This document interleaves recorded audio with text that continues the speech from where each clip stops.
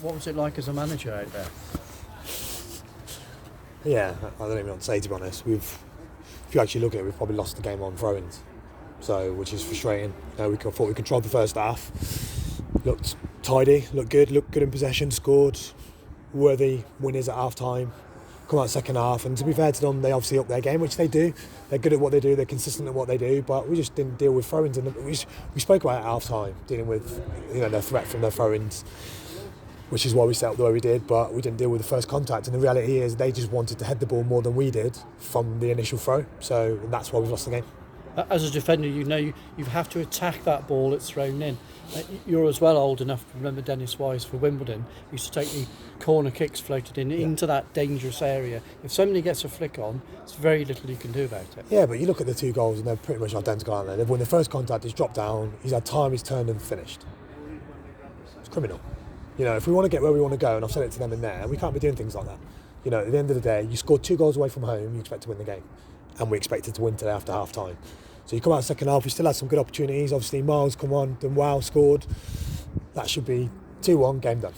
But unfortunately, because we can't deal with a long throw, that's cost us. Do you not feel it's significant, though, that Chorley know they were in a real battle out there today, and then you might take heart from that? No, because we've let in 3 goals. The free kick's fine. Free kick's not a free kick, by the way. And this is not me moaning. I was moaning the other day. He's fell over and he's given a free kick we'd have scored from, which again continues this season. But if you can't win headers in the box, you're not going to win games of football. That's the reality of it. But you have to move on, and you've got Boston next week, another game against a team in and around those playoff positions. I guess it's up to you now to lift the players if they're as frustrated as they seem to be, despite a decent performance, apart from those defensive lapses. Yeah, well, we've been in the mix, haven't we, and teetering just nearly the playoffs. So I've said to them in there, that stops today. So if we want to do something, we want to get where we want to go, that stops today. Because we had a really good opportunity now to get in there or get very close, and we've let it slip. So we're going home against Boston, who is Paul Cox's team, and we know how he plays, so we know what to expect. So if we can't do it here, then we're going to have problems on Saturday. So the lads have got to roll their sleeves up and put the work in. We'll put it in on the training ground to make sure that don't happen again, because, like you said, I'm a centre-half, and if I played today, it wasn't necessarily centre-half's fault, don't get me wrong, and I was a bit of a head on the stick, I'm heading all them out. So, and that's the thing we've got to do. I thought, Christian and Ben have been brilliant all season, so it's not on them at all. But it's just like little things like clearances. If they've got a long throw, don't clear the ball in our final third.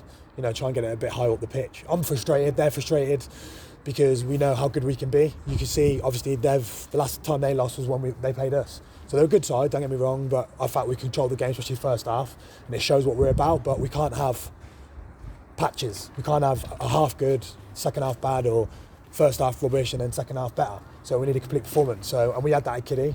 I guess we're still searching for that in a sense. So it puts the lads in the frame now. Good to say Seb Revan didn't attack quite as much, or wasn't allowed to attack as much in the second period as he was in the first.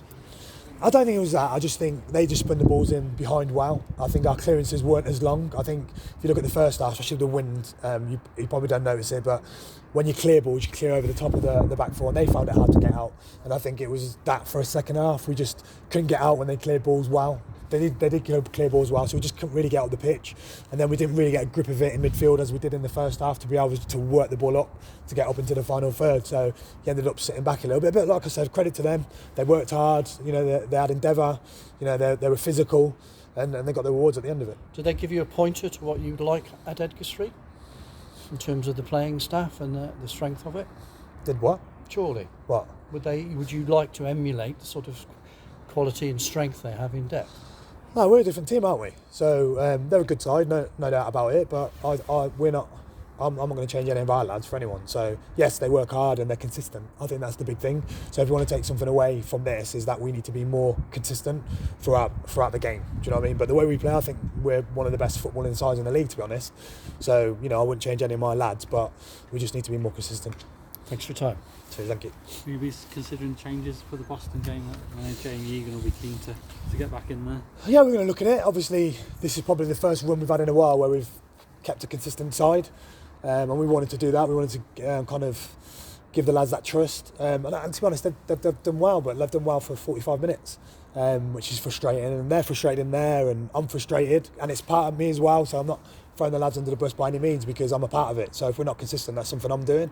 But we're in it together. We've had a long chat about what we need to do moving forward, and like I said, you scored 2 goals away from them, you expect to win the game. And I don't expect us to concede the goals we concede today.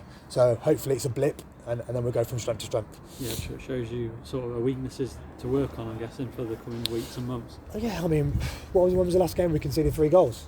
So it's been a very long time. So, all the lads have been brilliant. The back four have been brilliant. Midfield of, Vinny and Lloyd are coming to the forefront now. Mazzy's obviously in a different role, and he looks like he's flourishing. Ryan's, if he's not scoring, he's assisting. So, and obviously Janai's scoring. So it's, all round we look pretty good. But we're just frustrated. I'm frustrated because I'm always a bit angry at these games because they're big games. So you want to be more aggressive and you want to, really get on top of your opponent. And we did that first half, and unfortunately second half we didn't. And it was a tale of 2 halves, and they were better than us in the second half, which cost us the game. Thank you.